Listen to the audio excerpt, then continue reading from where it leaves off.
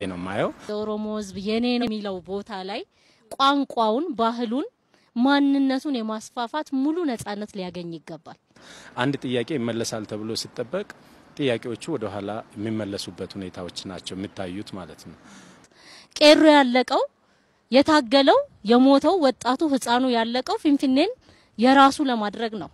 ቋንቋውን ባህሉን ማንነቱን ለማስከበር ነው።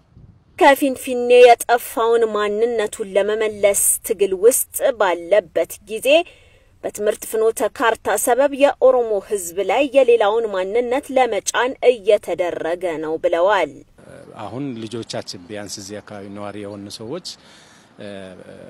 ልጆቻችን በዚህ በቋንቋቸውን ባህላቸውን ተመልሶ ይማሩበታል ያርጉበታል ብለን ያሰብንበት ሁኔታዎች ነበርና ይሄ ፍኖተ ካርታ ግን እንደመመስለኝ ምናልባት ወደ ኋላ ተመልሶ ያንኑ የተማርኩበትን የትምህርት ፖሊሲ የሚያንጸባርቅ ባህሌ ቋንቋዬ ሁሉ ነገሬ ኦሮምኛ ሆኖ ያንን ትቼ በሌላ ቋንቋ ነበር ስፈተን ስማር የነበረውና ኢትዮጵያዊነትን ለመገንባት ግዴታ የራስን ማንነት መጣል አያስፈልግም። አሁን ያለው አካሄድ ግን የአንድን አካል የበላይነት ለማጎልበት የታለመ ነው ብለዋል።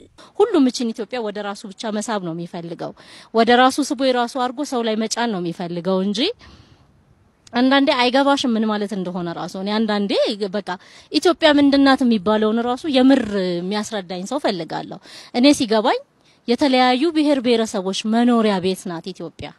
ያ ከሆነ ደግሞ የሁሉንም ብሔር ብሔረሰብ እኩልነት ማንነት ቋንቋ